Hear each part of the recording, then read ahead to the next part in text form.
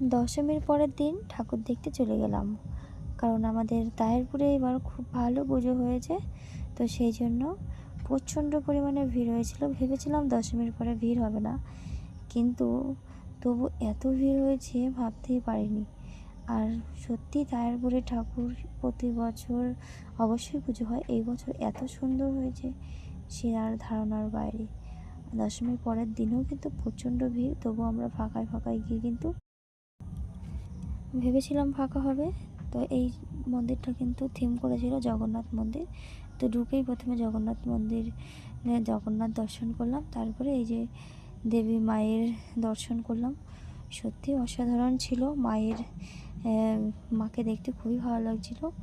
মাকে এত সুন্দর, অপরূপ সুন্দর লাগছিল, মানে সে আর বলার বাইরে। আর এই যে সামনে ভলেন্টিয়ারগুলো একদম দাঁড়াতে দিচ্ছিল না, একটা ছবি তুলতেও কিন্তু দিচ্ছিল না। খুব কষ্ট করে, অনেক কষ্ট করেই দুটো একটা ছবি তুলেছিলাম। তো এই দেখো কত সুন্দর লাগছে মায়ের মূর্তিটা, সত্যি অসাধারণ।